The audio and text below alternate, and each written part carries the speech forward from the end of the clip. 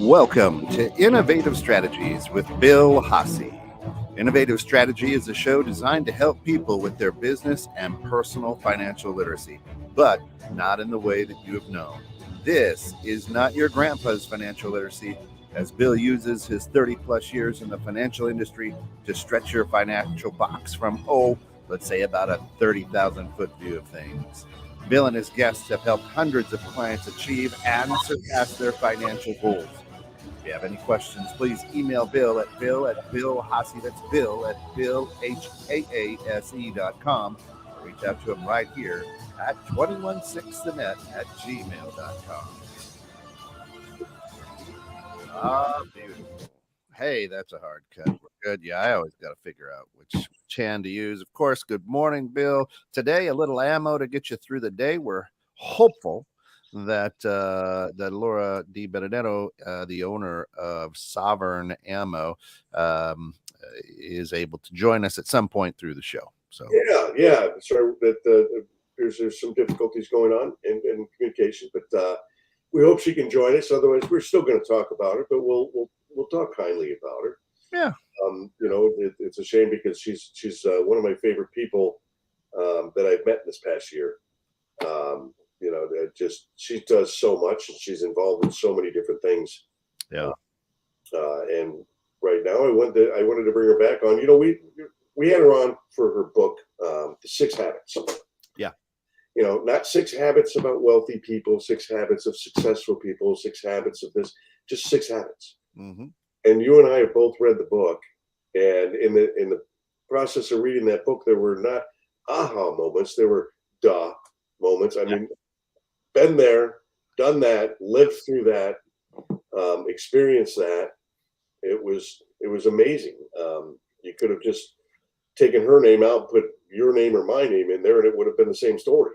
Yeah, she wrote it brilliantly. I've read 60 plus books this year. Is a challenge that I've had to try to read a bunch of books, and that one is one of the best. Just the way she wrote it, it was like I was talking to myself, my subconscious, and it is really cool. She is chiming in and needs to let's see something.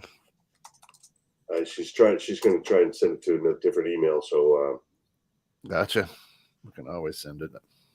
So all right, so let's get the negative stuff about her out of the way before she gets on. Yeah. Let's see. She lives in Florida. That's not a bad thing.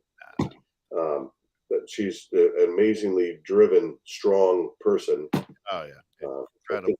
I think the Sovereign Ammo is her 4th business. Yeah, and then she manages to write a book on top of that. Yeah. I'm trying to. Well, and just risky and gutsy and really cool. And today, there. Wait a minute, I can probably.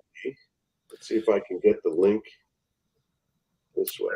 There's so much craziness around gun control going on in the United States right now, and to start an ammunition company is it's brilliant and neat. But what the ammunition Sovereign Ammo is and does, I think it's going to be a neat journey, a neat venture to chat with her this morning about that and why it's needed and the things it stands for. So. Yeah, and she's got some very interesting viewpoints about this, and feels very strongly about it. Of course, when you have a business where you're selling ammunition, you probably should have a pretty strong position. Yeah. In the world, I talked to her about it a little bit, and I'm not a gun person per se. I mean, I have 14 guns in my house, but I don't tell anybody that, and I don't tell them where they are. But, and I don't. I don't remember where any of them are, and I never shot them in my life. So I'm just like anybody else on the street that has a gun and doesn't know how to shoot. No, I'm just kidding. I don't. But that is interesting. Because we live in Chicago, so it's bang bang Chicago, right? Yeah. And 57 shootings over the weekend and 3 people killed. Okay, there's 54 people out there who don't know how to shoot a gun. Yeah. Well, We've covered that here on the Bear Facts on Guns. It's a show right now is in between seasons right now, but again, Derek Bear comes in and talks about gun safety, gun control, gun issues. We've had a lot of conversations with people who are anti-gunners, and it really just boils down to communication and education. What do you know? How do you know? Now, again, I'm with you. It is an American's right to be able to have a firearm. I choose not to. Okay, I'm not scared of them. And they don't bother me. Derek just chimes in. Derek, how are you? Good morning. And but the idea is it is your constitutional right if you want to. And the unfortunate thing is we're trying to a lot of strategies out there are trying to bend the Constitution, bend our rights to try to say, well, you can, but you can have just this, Well, yeah, I think you're absolutely right. And good morning, Derek. Thanks for joining in. And look at who is in the house. Hi. Hi, Laura. How are you? I'm awesome. How are you? Good. Were your ears ringing? We were talking about you. We're talking about ammo. Can you hear me okay? Did we lose you? Are you there, Laura? Uh-oh. She froze up on us, so we'll see. Okay. Yeah, and Derek says, good morning, guys. And says all anti-gunners spread misinformation all over the place. Yeah, I don't know a lot of basics. Like I said, I'm not a gun person, but yeah. I like one thing I don't understand. Okay, the assault rifles versus regular pistols or guns or whatever. I mean, assault rifles shoot one bullet at a time, as I understand it. And a handgun does the same thing, right? I mean, I understand you can alter them to do more than that, but that's why I say education is so important, and you're right, because I'm not well educated in this subject. Yeah. And we hopefully will get Laura back. But yeah, she had a little hiccup there or something. Hopefully she'll be right back. So the idea of education, of course, Innovative Strategies is all about education, financial literacy, understanding this type of position is also wise for financial literacy, right? Yeah, it is. I mean, if you're going to own a gun, you need to learn the proper aspects of owning a gun, how to store it, how to keep it locked up, how to keep it away from others, how to shoot it. Because you don't just buy a gun and throw it in your bedside drawer. And in the middle of the night, somebody comes into your house and you go in and you reach and start shooting, and you're not even awake yet. So there are all kinds of rules and things that are taught if you go into a gun range and learn from a professional, how to handle guns before you even shoot one. Well,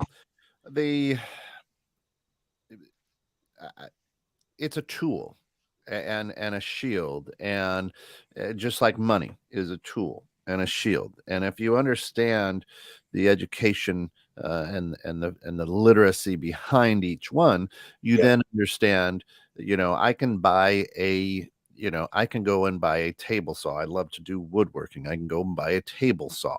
If I don't understand how to use that tool properly, I can lose all my fingers or worse. And there's that sense of understanding and respect of a tool that you have to understand. Now, the brilliant thing about what Laura's doing, and if you can just quick messenger, maybe we can get her back. But sure, she's trying. Is you can have a gun, you can have a firearm, but if you don't have bullets to put in it, then it's a hammer. you know, yeah, or something to throw at somebody. It's not an effective tool. Yeah, and that's why I really appreciate what Laura's doing. And I'm just going to pull up her website right there. You're going to see, if you go to www.sovereignammo.com, SOVEREIGNAMMO.com. You can check out that website is fantastic.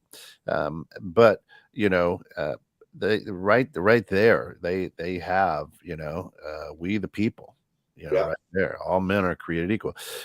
And it's our right as Americans to defend those inalienable rights. Here, hopefully she's coming back and we can just pop her in here. So let's see. It's going slow, of course. Golly, I don't know if it's her internet or ours. I'll put her there, and we'll do that. So, Okay. Yeah, she's got some interesting things to say about it, and I like how you want to kind of relate that to finance and stuff, and you can to like investing. If you're investing in something and using tools and investing, and you don't know how they work, you're going to get crushed, right? You're going to get hurt. I was talking with somebody the other day who just said, "Yeah, I'm learning how to trade options." I said, "I hope you're learning without actually buying and selling options right now, because it's a very volatile market." But so you got to you need to get educated. You need to learn, and this is something we just don't do in our society. That's right. There she is. I think we got her figured out. God, what a nightmare. Whatever. I'm happy to be here. I hate technology some days.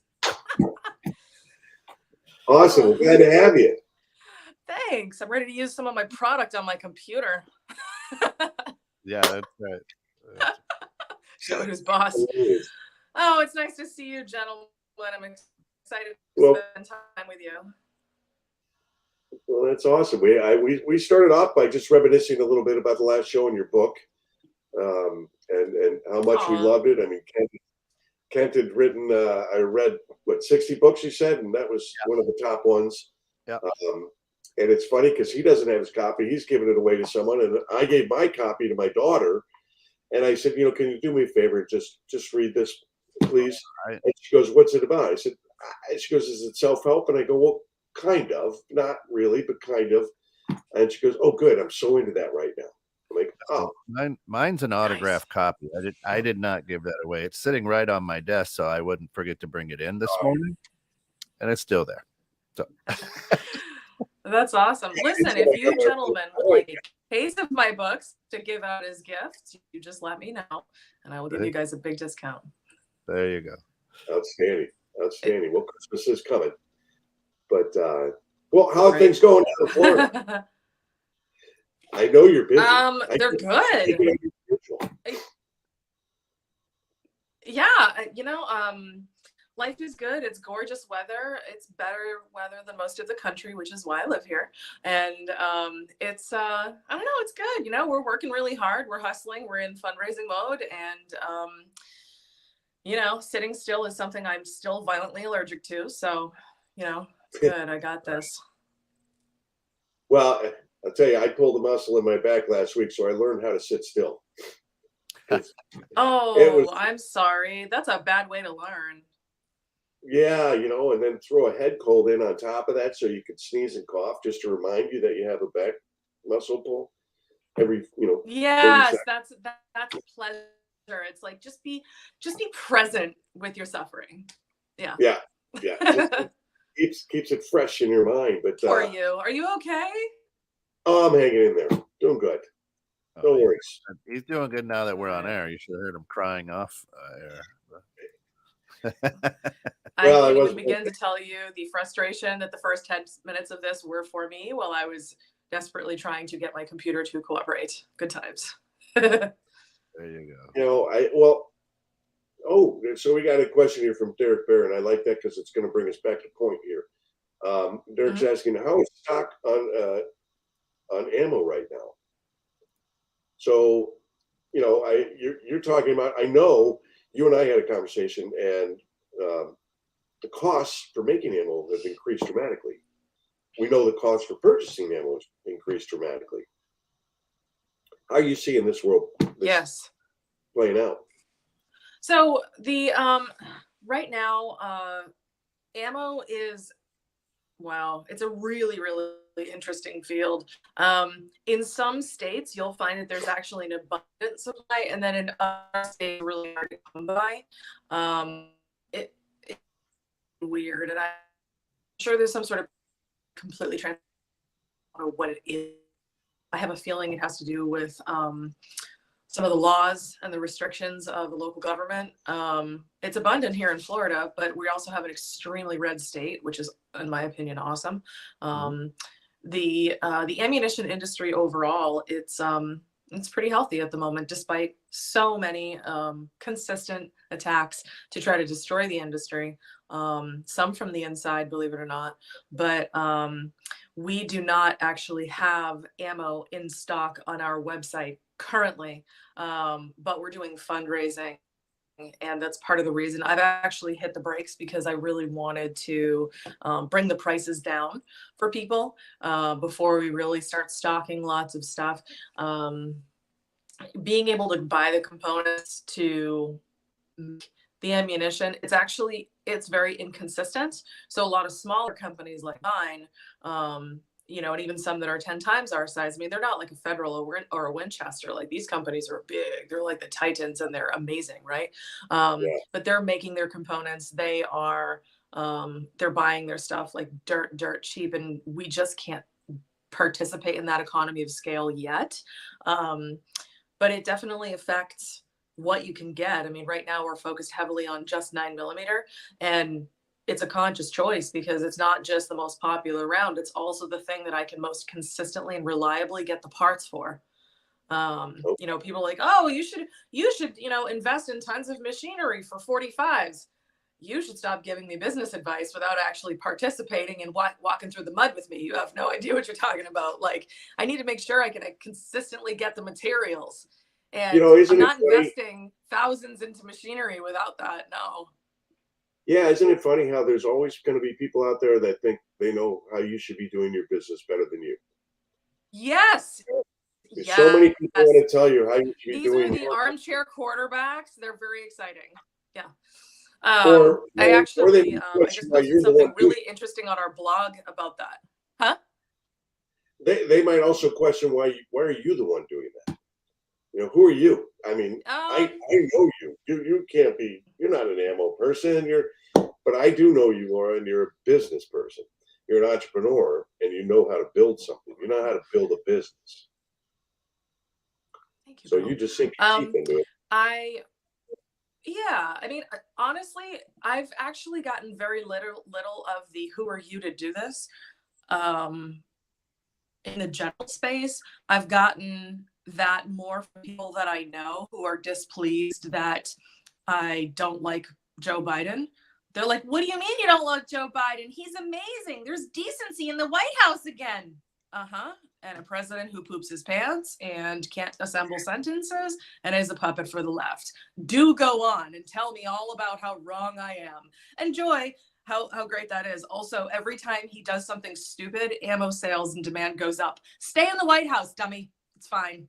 It's fine. Well, yeah, it's good for business. I win. Yes, it is. I get that. It's good for business, and I see that as well.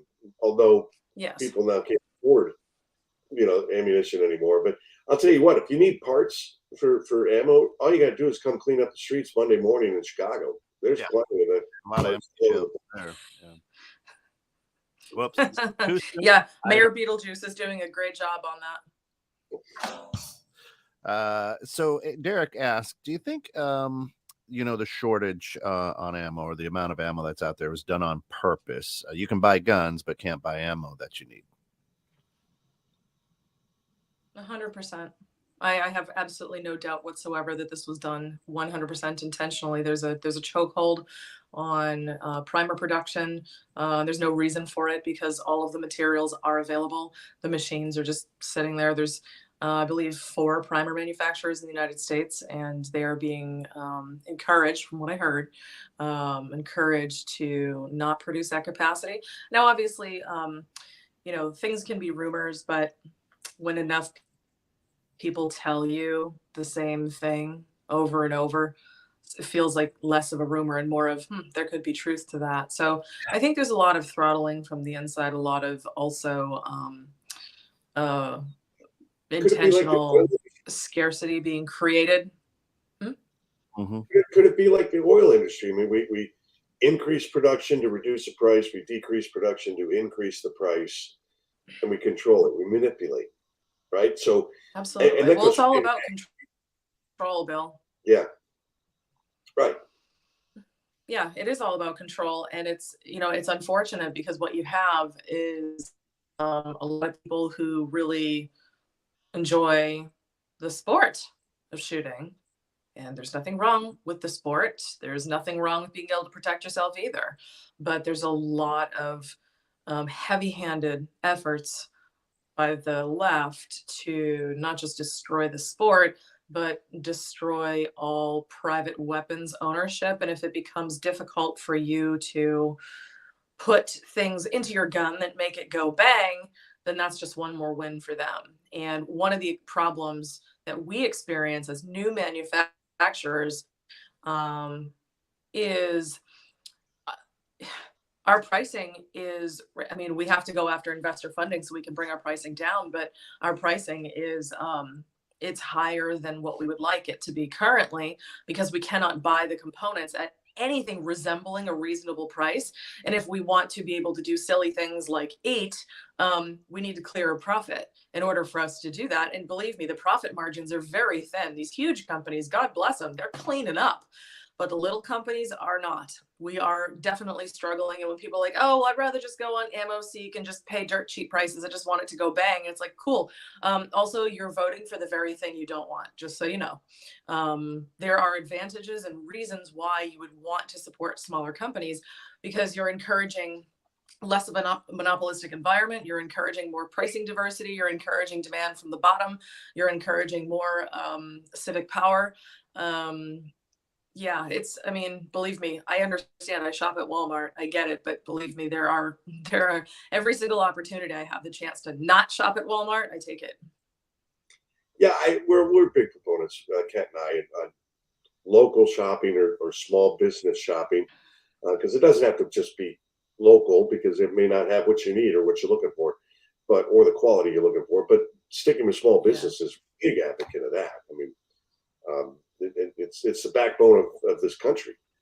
I mean, small businesses make up 80% of all businesses in this country, if not more than that. Well, it's also how we were founded too. Back 200 years ago, 85% of the people in this country were entrepreneurs. And it's funny because the baker, the candlestick maker, the this, the that. Like and people are like, oh, I could never be an entrepreneur. Some people just can't do it. Baloney. That is your limiting self-beliefs talking. Everybody used to do it, and now sometimes it's an aberration to think of entrepreneurship. No, actually working in a gigantic building that houses 10,000 people in a drab gray cubicle, that's the aberration. I agree. I mean, so you have a conversation. I had a conversation with a lawyer last week, and he was trying to tell me, oh, you don't want to do that. You don't want to do that. You don't want to do that. And I said, you know what? I realized, you're a lawyer. You think negatively. You think about what can go wrong. I said, I'm an entrepreneur. I think about what can go right. And if I take this risk, I take these chances, I can make things happen. But as my lawyer, he's sitting there saying, but you don't want to do that. You don't want to take that risk. You don't want to take that chance. And I'm like, you know what? Thank you for your advice. I appreciate it, but I'm going this direction because I'm a can-do, not a do.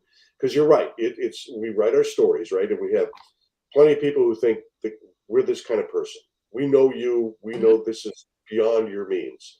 and you should be doing it this way, and you should do things that way, and but who are you to come up with this concept and start rolling with it? Because I've never known you to be that wise or that smart in that area or that field. And you sit there and just laugh and say, I don't care. As an entrepreneur, it's like, I don't care what you think. God, that's really negative. I'm sorry that you experienced that. Well, I think many of entrepreneurs experience that at some point. Because it's not that people are being necessarily mean or cruel, because the reality is I may not have been that person 5, 10, 15, 20 years ago, but I am now, because I've changed. But also there's also a projection that happens. Man, I'm enjoying the fact that this conversation's going from bullets to projections to all this other stuff. But a lot of times what someone will do is they will project their own limiting self-beliefs onto you because they could not do that. They don't want to take on that risk. They are very risk averse. So they will say to you authoritatively, well, you shouldn't do that. Then it's like, no, what you meant to say was, let me correct you. I should not do that. I will sit here watching popcorn terrified and watch you do that. Yeah, it's well, you also made a good point. It's you're doing something that maybe a lot of people can't do or won't do or aren't willing to take the risk to do. We have all different kinds of folks. We have folks that lead and folks that follow, right? We have folks that want to be in the executive level, right? The C-suite level of the business, and then we have plenty of people who are just happy being in those dark gray cubicles and pounding away on a keyboard every day and getting a paycheck, and okay, I'm good. Yep. As long as I'm getting that paycheck consistent. So Derek asked Laura, what makes your ammo different? So there are 3 things that make our ammunition different. One is there are very few women-owned weapons businesses in the world and in the United States, and we are very proud to be one of them. Obviously, I am the token female in charge. So there's that. That's 1. 2, it's a very heavily male-dominated space. Number 2, we really powerfully stand for something. You'll notice that there are a lot of these big companies, the titans of the industry, and some of the, actually not even the titans, like I'd say most of the industry is arguably quiet about advocating for their customer base. Maybe they don't want to get a target on their back with the ATF. I have no idea, but we are standing up for our customers, and not every other company can say that. Part of what we're doing is very socially driven. Like, if the left has all of these people and these companies that are socially, marching in lockstep to advocate for leftist ideals, why shouldn't we? So that's one of the things that Sovereign Ammo stands for, is standing up for our customer. Frankly, our customer and the person who loves to buy from us is the middle-aged white conservative dad.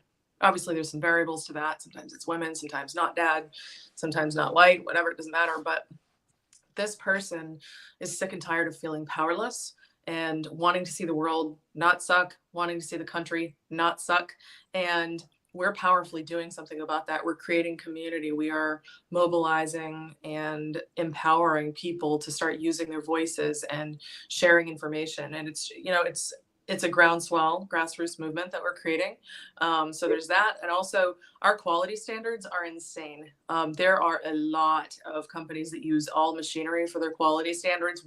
A big part of our business model is to continue to use humans to actually check the quality. So we have 8 different points to take everything through, starting with the sourcing of the materials. You can't just stick any powder with any primer and expect it to function really well. It's like trying to bake a cake. You can't just use any old flour with any old, grease. Like, you're going to get different cake every time. In order to have a consistent product, it needs to be constructed properly. It needs to be produced properly. It needs to be, imagined correctly. It needs to go through a rigorous quality control check. And every single round that leaves our facility is hand inspected, every single one. And, speaking of, the conversation we were having a second ago, you get people like, oh, you can't do that. That's not sustainable. Having nothing but machines is not sustainable either. Have a look at the world you're living in.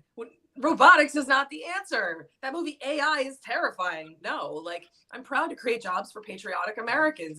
I'm really proud that we have aggressive quality control standards. And I know what they are because my husband, my business partner, stuck me in the quality control role for a day, and I deeply hated it. I was like, wow, this is rigorous. I hate this. I'm not built for that. But there are people who are, and we're giving them jobs. and the education piece to that too, Laura, is most of the sheeple out there, the people who just kind of follow along, they don't know how. I mean, probably 80% of the information they're getting is AI driven, specifically for their algorithm or whatnot. So it's not even they're liking, they're thumbs upping things that don't even come from real people, and that's where I love what you're doing with Sovereign Ammo, is saying, wait a minute, this is real people. You guys got that free speech blog on there. I mean, come on, this is not an AI with an agenda throwing information at you. Now, Shayna, good morning. Shayna does ask, decentralization seems like a good move for most things lately. Odd shortages and weird laws protecting us from milk and rainwater collecting. Where do you advertise?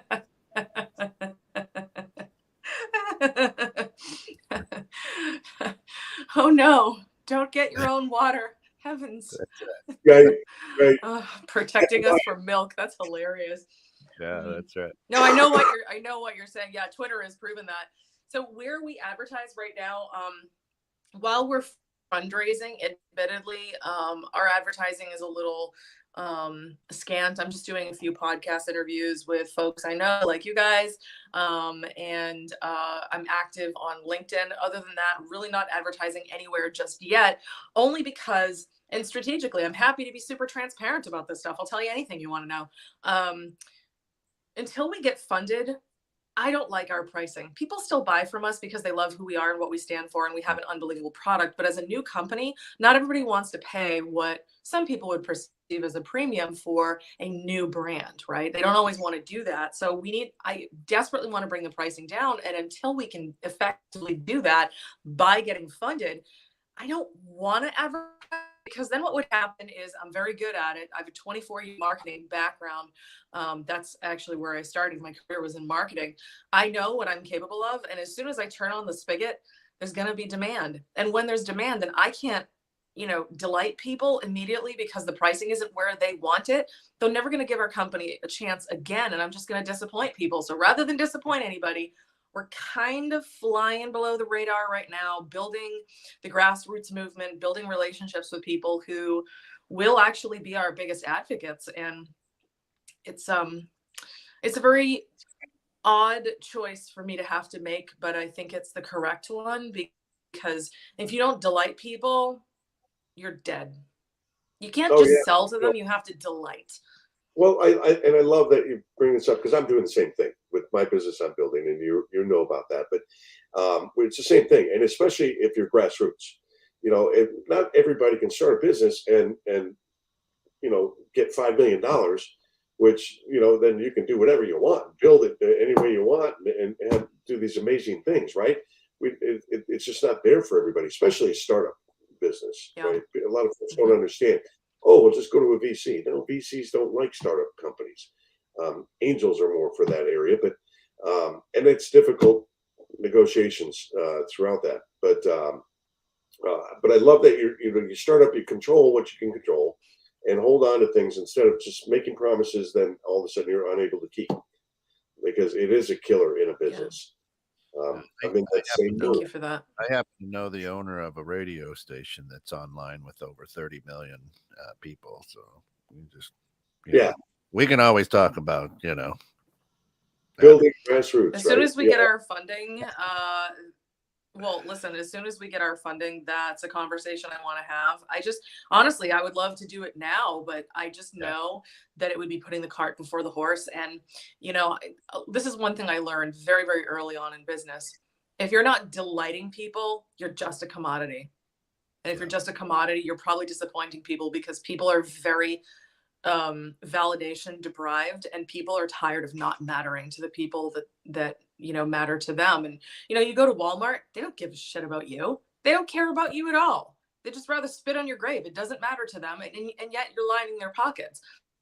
It's like people are sick and tired of not mattering and not being heard. Well, we're a company who is promising and will deliver on incredible customer service, taking care of our customers. And sometimes it means, like now, making a responsible decision to say no, because delight is the only thing on the menu here. Yeah, quality is important, right? And if you just become a commodity, then it's just based on price. Then it doesn't matter what your name is or who you are. It's just based on price, which is what Walmart does. Absolutely. Right? And we're exactly. And I taught that. I don't want to do that. Right? You can go to and outlet malls, right? And they say, oh, you're going to buy quality product and you get it cheaper. Folks, that's not the same product. That there can't be that many outlet malls in the country and that much screwed up product to fill all of those stores. And it's the real thing. You go to Costco and you go, look at these Spider ski sweaters. Oh, everybody loves Spider. That's not really Spider. That's a cheap version made, for a big company to sell out there and put out there that's of low quality or lower quality. But and I like. Well, that's like the TJ Maxx and Marshall's model, and no offense to them, I actually spend money there because I don't necessarily care about first quality. If it's like a sweater and I'm going to wear it 5 times, who cares? But when it comes to life or death, like something like ammunition, I think quality is everything. And I've actually had people say to me, "Oh, I don't care about quality," end quote. I just want to put something in my gun and have it go bang when I pull the trigger. Yeah, actually, there's more to it than that. You could have a poorly made round where the primer is upside down and it could cause a big problem. You could have something where there's no primer and nothing happens. It could actually blow up your gun. When we were first starting the business, we were testing all kinds of stuff, and we actually were testing some lousy ammunition because we were trying to compare it up against what we had, and we blew up one of our rifles because it was poorly made. And we actually, had to get our rifle replaced because it was FUBAR. Listen, folks, this is you're listening to Innovative Strategies with Bill Haase. We've got Laura DiBenedetto on with us, the owner of Sovereign Ammo. Again, we are just discussing this business model. We are not promoting any type of violence or anything. For all of our social media bots that are out there listening, don't silence us. We appreciate that. And if you want to learn more about Sovereign Ammo, you can absolutely just go visit it right there, scrolling across the bottom of the screen, sovereignammo.com. And it's an awesome company. It's driven, American owned, woman owned. This is cool. I do have to ask a question about your logo. Anything? What is there, like a meaning behind the logo? It's just awesome. That's the main it is cool. I like it. I like it. I mean, there's bullets in there and stars, so it's Star Spangled Freedom. You should check out the blog. I don't put lots of stuff in the blog, but if you click on the blog, you can actually see one of the most recent articles I wrote yesterday, actually, and it's all about some of the transparency and goings on of behind the scenes. And I think that sometimes people are very curious. Oh, how do you get a company started? How can I get a company started? And there's definitely the good and then the not so great. It's the most recent one. It's Lessons in Starting an Ammo Company. And it's definitely not what you'd think. So I have to say, I'm so sad that the world that we live in requires you to issue a disclaimer that we're not promoting violence just because we sell a product that is used for sporting and home protection that a few crappy people abuse.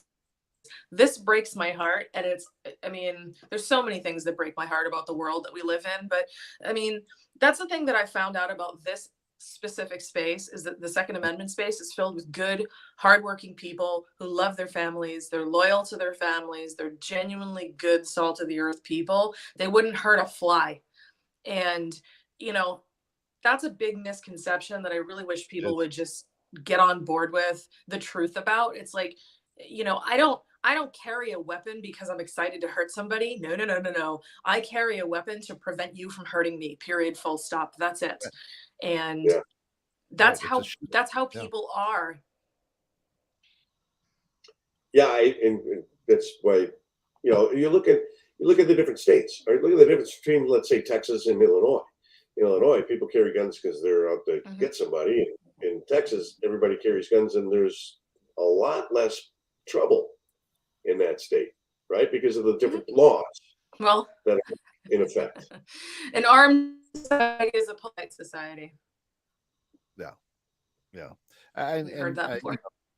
And be careful to not buy in, Bill, to that narrative. There are more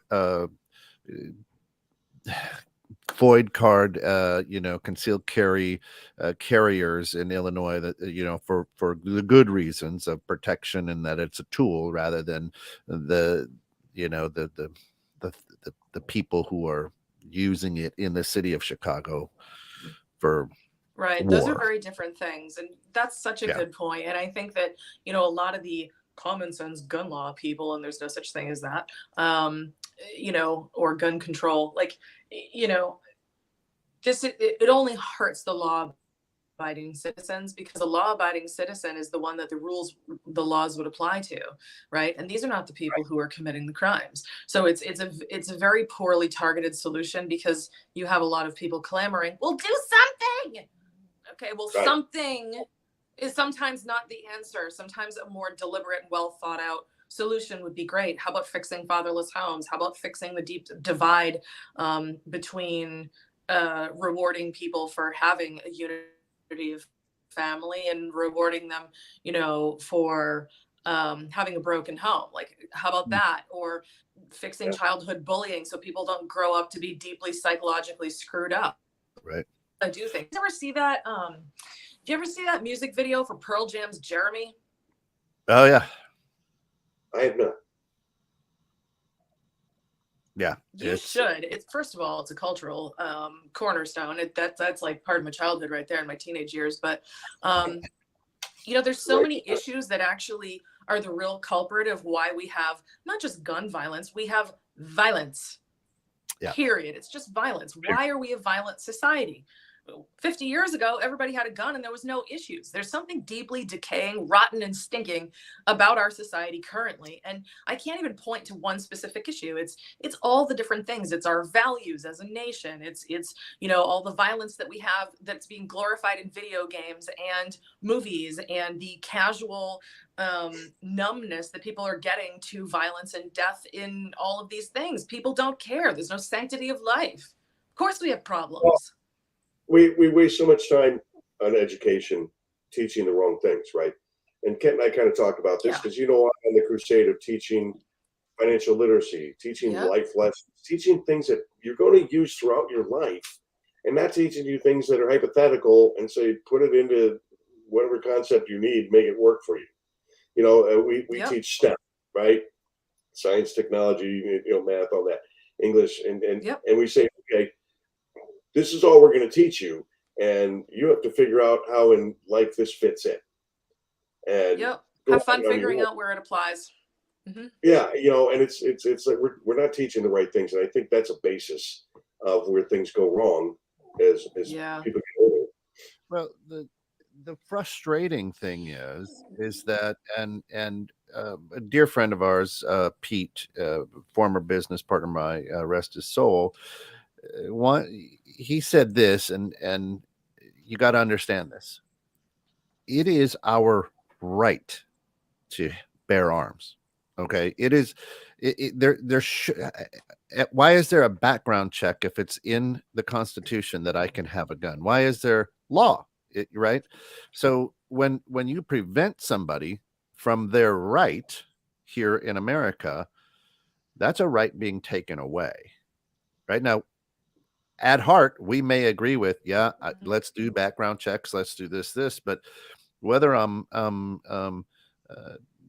crazy three ways to Sunday, or I'm as sane as any test can make me, I have the right to own that firearm.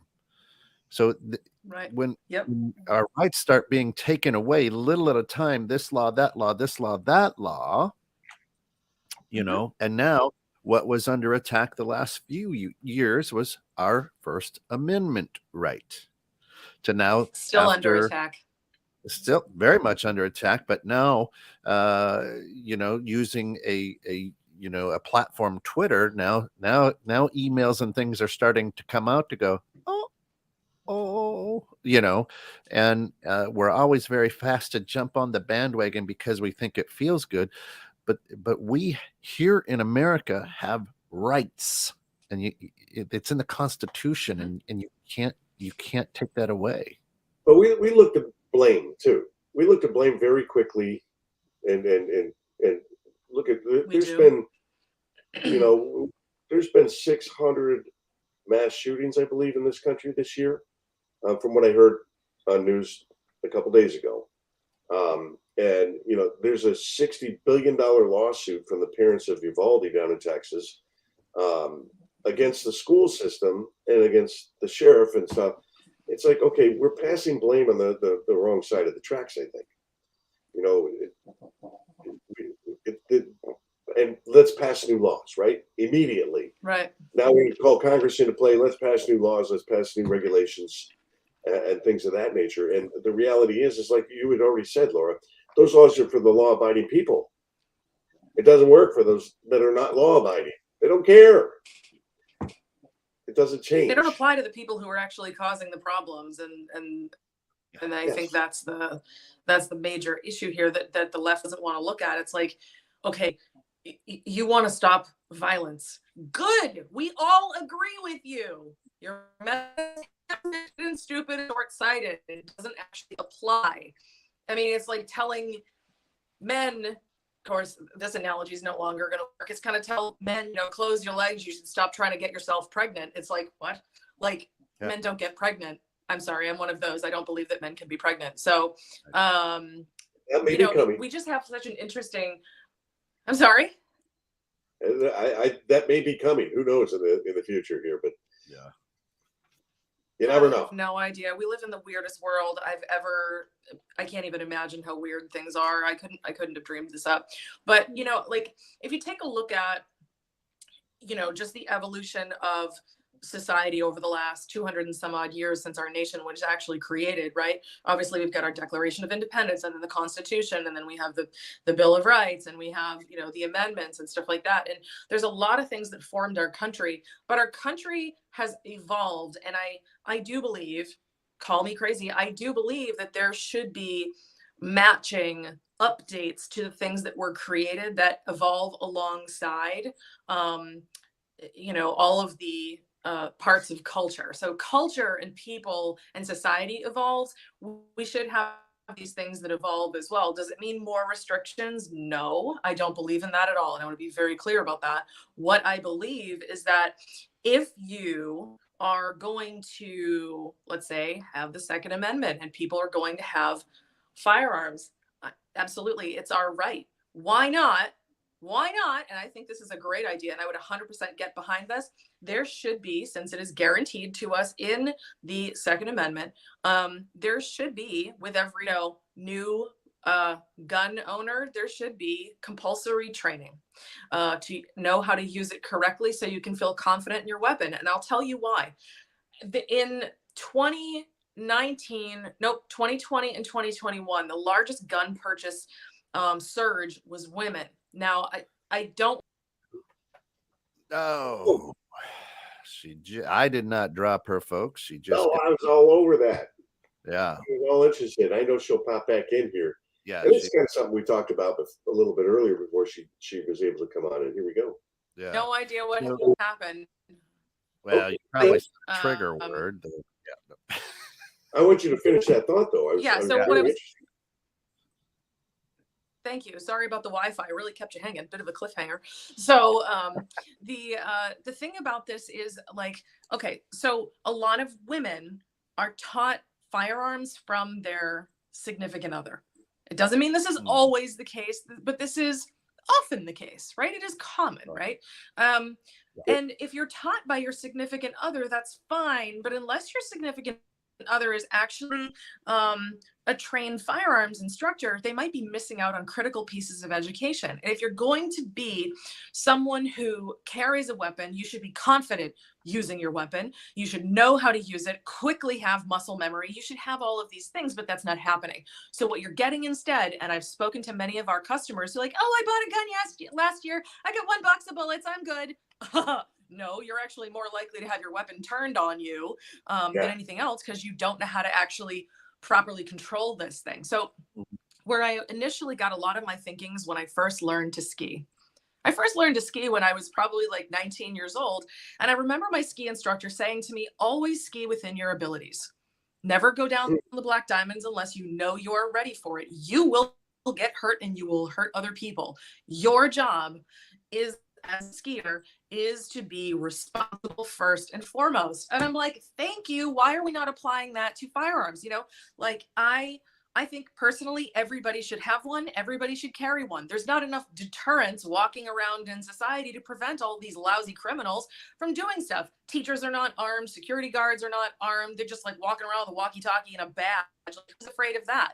There's no consequence. If you actually introduce consequence, like, and it's power, be any violence.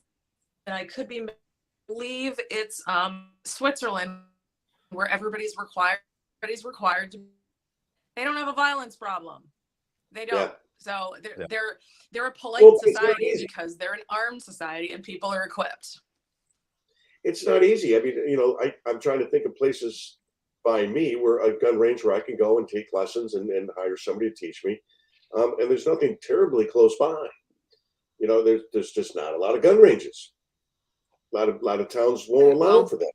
Yeah, there's several. I mean, we can always talk about it. Shayna says the reality is guns and violence have been historically used in false flag operations to further things like the Patriot Act. We beg to be ruled as a society.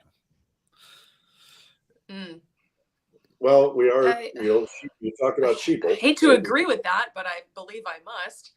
I believe there are a lot of, you know, theatrical performances put out there to get people to surrender their guns, being like, oh my God, guns are bad. Yeah, I think people are too easily manipulated when they feel even a modicum of fear or discomfort with something. You know, the name Sovereign Ammo. So you asked about the logo. I want to tell you about the name Sovereign. The name Sovereign means so much more than just a word. It's not about a gold coin. It's not about the ruler. Sovereignty is so incredibly critical. And it is the very thing I am here on this planet to help people to claim, is their creator given sovereignty, which is not just your freedom. It is also your responsibility. You have to be responsible or you are just selfish. You are not free. And in order for us to really make a positive impact and change some of these conversations around, you know, firearms and weapons, and actually encourage more safety and less any kind of violence, even like stabbings. You could bludgeon somebody with a toaster if you wanted to. We should probably cut down on toaster crime. Like, in order for us to be really helpful across society, we need to help everybody to be truly sovereign, which means you are free, you are responsible. If you are not mentally healthy, take responsibility for it. If you don't know how to use your weapon, go take classes on your own. Like, you need to be held responsible for the outcomes of your actions. I mean, entrepreneurs get this. Yeah, you have to govern yourself, right? Yep. Yeah, absolutely. If you take care of you, I mean, you guys know this as entrepreneurs. If you don't work, you don't eat. If you don't hustle and you don't work till midnight some nights, your business isn't going to grow. You understand sovereignty in ways that most people don't. And that's one thing that I deeply love about entrepreneurship, is it teaches people incredible responsibility in ways that sometimes general employment doesn't. And it doesn't mean that it's off the table, but it changes your perspective because you're used to someone taking care of you and providing for you. And if you go looking for a job, you're just basically looking for a new provider. It is what it is. There's nothing, I'm not knocking on employment. I mean, I used to have jobs, but when you are your own employer, you are your own supply, if you will, of abundance or whatever, that something changes in your head. So the whole entrepreneurship conversation, to me, it actually translates quite a bit to sovereignty, firearms, and weaponry ownership, because the nation, or the notion of being sovereign, it is not a conversation we are. It is not a conversation we are having as a nation. And Bill, you are, God bless you, trying so hard to be part of the solution and teaching our next generation to be sovereign people. Thank you. Yeah. Working on it. Working on it. Thank you. Yeah, absolutely. It's taking control, right? And you either can 100%. be control or take control. And sovereignty is, and to me, sovereignty is taking control and being responsible for your own actions. But to me, that's so important. I don't, as an entrepreneur, it's hard for me to understand how somebody wouldn't want to be. But again, these are words that are not taught. Mean, right? These again, we go back to education. These are words that are not taught, that are not explored. That to help our citizens and young citizens and young minds understand what this nation was and is built on. And instead, we prefer to say, well, yeah, Columbus, they murdered people. You know what I mean? We've switched the narrative so far that the thought of sovereignty does not exist in the vocabulary of many Americans. No, and worse, when it is brought up, it's thought of as a pejorative term, and Correct. It is mistakenly aligned with the idea of selfishness because people do not understand. And that's a big part of my social mission with this, is to redefine sovereignty for people, make sure they know how to spell it and they know how to live it. Yeah. So true. So true. And again, folks, you see it scrolling down there. If you're listening out there on the radio, go to sovereignammo.com. That is SOVEREIGN ammo.com. And there's a blog there. There's just a lot of good things. If you are as we call it, a red-blooded American, somebody wanting and is working towards getting your citizenship, this is a great place to go and get some good education on the blog and things of that nature. I'm going to tell you, it's well worth it. Yeah, I'm looking at it now. It's very interesting stuff, and I like the blogs, and I know these are blogs that I see you do provide on LinkedIn as well. So because I do follow you very closely, and I'm not a big LinkedIn person, but one thing that LinkedIn really surprised me. I mean, yes, it censors me and takes down a lot of my content, but it's an interesting environment where I connect with a lot of people who really have the same interests. It's cool. And I got to tell you, you guys have to go check out our merch section. We got some really neat stuff. I just made, and listen to me. I love puns and dad jokes like you have no idea, right? And we have a bullet journal because of course we do. I'm so proud of this. It's got the Declaration of Independence preamble on it. We've got some awesome shirts. We've got some really cool mugs. We've got a logo flag. We got just some really neat stuff. And I'm thrilled that these products are helping people to really feel connected with the movement and to proudly declare their beliefs to other people. There you go. There's the cool stuff. Like it's not about, the stuff. It's about the beliefs, and it's about standing for something. And so I think it's awesome. You lost her again. Well, that's because she's, she's back. Let's get her in there. Yeah. That's because she's probably she's probably listened to by several high, because she owns an ammo company. So What's There- happening now? My damn internet Somebody's died sitting again. there. What happened? That's right. Somebody's sitting there with when she starts to get on a roll. Hey, cut off her Wi-Fi. No. Yeah, they're monitoring you, Laura. That's right. They're all around you. It's a conspiracy. That's right. It's a conspiracy. I'll have to I go love get it. my tinfoil hat. Yeah. Hey, listen. One of these we're days, right I'm on the. probably going to do like a funny LinkedIn post and actually wear a hat. I love it. I love it. We're right on the back end of this, folks. Go to sovereignammo.com. Go out to Laura DiBenedetto.com. She's done TED Talks. She's an author. She's a massive entrepreneur who is making waves and creating change for all the right reasons here in America and across the world. Laura, as always, you're always welcome back. We absolutely love having you on. Yeah. Bill, I'll let you close the show up. No, well, thank you, Laura. I think this is a subject that I think can hit early on. We need education.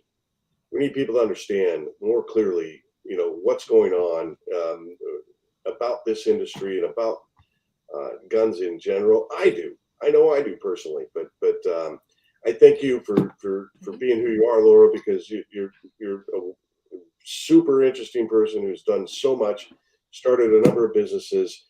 You rock and roll, you go for it, you think big, you do all the things that I think are very important for an entrepreneur to do. And so I hope a lot of people are taking good notes and just how you present yourself and your businesses, because and how smart you are. Grassroots, don't advertise too much, don't push the envelope too much until you can deliver. So many good lessons to learn as an entrepreneur and a business builder, and so I appreciate that tremendously. And no question, we'll have you back on the show very soon, and we'll upgrade your Wi-Fi, and we'll get you back. Yeah. Maybe we can get you some These funding. tech gremlins, they're killing me, man. And if you're interested in this, I'm just a poor entrepreneur. Yeah. Well, I think most entrepreneurs start off poor, but you know what? Let's see if we can't get some funding as well and get you on the right path and get you rolling, because that's key. Yeah. Listen, for all of us here at my friend. Innovative Companies, thank you for tuning in. Again, stick around with 216 Net for a lot of great programming every day, and visit sovereignammo.com. For all of us here at 216 Net, thanks for getting caught in the net. Make it a great day. Thanks for everybody coming out today. Appreciate it.